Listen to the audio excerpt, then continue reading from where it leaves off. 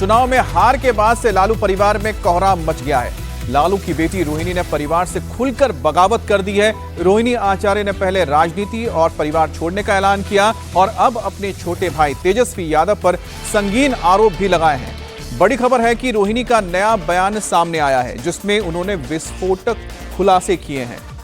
रोहिणी ने कहा है कि कल लालू के परिवार में एक बेटी, एक मां, एक बहन, एक शादीशुदा महिला को जलील किया गया।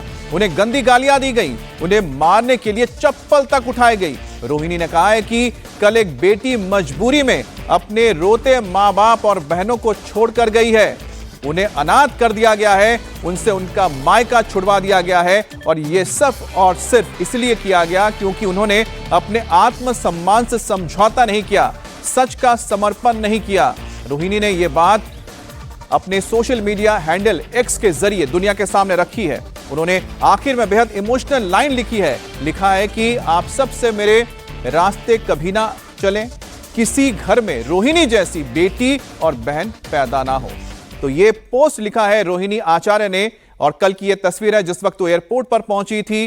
काफी गमगीन थी। जब उनसे मीडिया कर्मियों ने सवाल पूछा तब उन्होंने कहा था कि उन्होंने अपना परिवार छोड़ दिया है, पार्टी छोड़ दी है। इसके लिए उन्होंने कुछ नाम भी लिए थे, जिसमें संजय यादव का नाम था, रमेश का नाम था।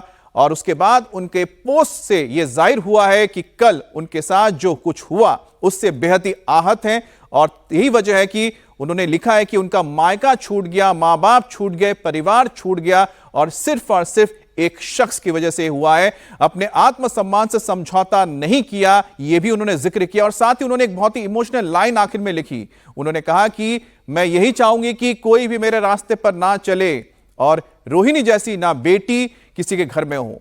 हमारे साथ संवाददाता नीतीश चंद्र जुड़ गए हैं। नीतीश, सबसे पहले तो बात ये इस पोस्ट की हम करते हैं कि जिस पोस्ट में लिखा गया है कि उनके ऊपर किस तरह से व्यवहार किया गया, किस तरह से उनको अपमानित किया गया, जिसके चलते उनका मायका छूट गया।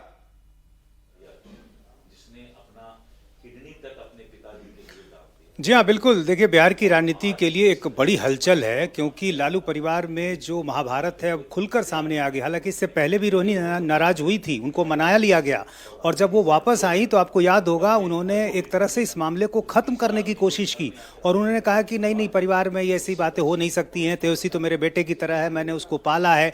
लेकिन अब जिस तरह से तेजस्वी ने माफ़ कीजिएगा, रोहिणी ने जो बातें कही हैं और खुलकर वो कह रही हैं, वो साफ तौर पर बताता है कि क्या कुछ चल रहा है। हमारे साथ हैं बीजेपी के प्रदेश अध्यक्ष दिलीप जायसवाल। दिलीप जी, लालू यादव के परिवार में जिस तरह से जो खबरें आ रही हैं, जाहिर है एक परिवार के लिए जाहिर अच्छी नहीं है क्योंकि रोहिणी जिस तरह से नाराज होकर निकली, उनका कहना है कि चप्पल तक मारा गया, उनको गंदी गंदी गालियां दी गई।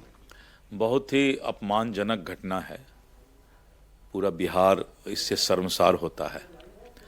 जिस तरह से रोहिणी आचार्य ने किडनी देकर अपने पिता के जीवन की रक्षा की और आज इस तरह का जो अपमानजनक घटना उसके साथ घटा है, वो भी परिवार में कोई तीसरा आदमी आकर के इस तरह का घटना करे, इससे बहुत शर्मनाक स्थिति बनी है। मैं लालू जी से, रावरी जी से अनुरोध करूंगा कि ऐसे लोग जो कि आपके घर को बर्बाद कर रहे हैं और आप आंख मूंद कर बैठे हुए हैं, आप देखिए कि आपके घर को कोई बाहरी आकर के आपके बेटा बेटी को कोई ये करे, अपमानित करे, तो इसको तो देखना चाहिए। और परिवार के जिन लोगों के नाम वो ले रही हैं उनमें संजय यादव तो खैर पहले से थे, एक रमेश का जिक्र भी हो रहा है जो यूपी के एक पूर्व सांसद है समाजवादी पार्टी के, जो इसी मामले में वहाँ जेल भी गए हैं, उनका वो बेटा है। मैं तो ये सब देख करके आश्चर्यचकित हूँ। क्या हो रहा है? लालू जी के परिवार में इतनी मजबूरी क्यों आ गई रमेश और संजय यादव के कारण?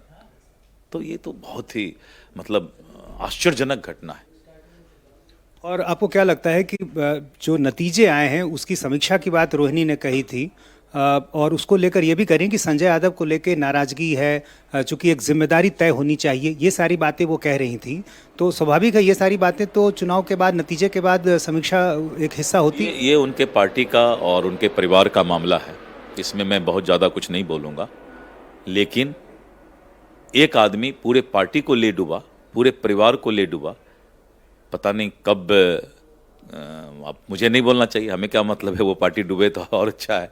लेकिन एक संस्कार के तहत मैं सुझाव दे रहा हूँ। अच्छा, कई राज्यों की राजनीति में इस तरह की चीजें दिखी हैं कि किसी बड़े राजनीतिक घराने में जब उथल पुथल मचती है तो एक हिस्सा जो है वो दूसरी तरफ जाता है। उत्तर प्रदेश में हमने देखा भी तो है। इस वक्त तेज मेरे प्रताप सहयोगी नीतीश यादव बात करें जाहिर है बीजेपी जिस तरह नेता से अलग हुए, अब और जिस रोहिणी भी दौरान हैं। क्या लगातार कहीं उनकी कोई तरफ से यानी कि संभावना? बीजेपी की ओर से भी कहा जा रहा है कि ये कुछ जो हो रहा है ये सब हार का नतीजा है कि पार्टी के अंदर भी और साथ ही परिवार के अंदर भी घमासान मचा हुआ है।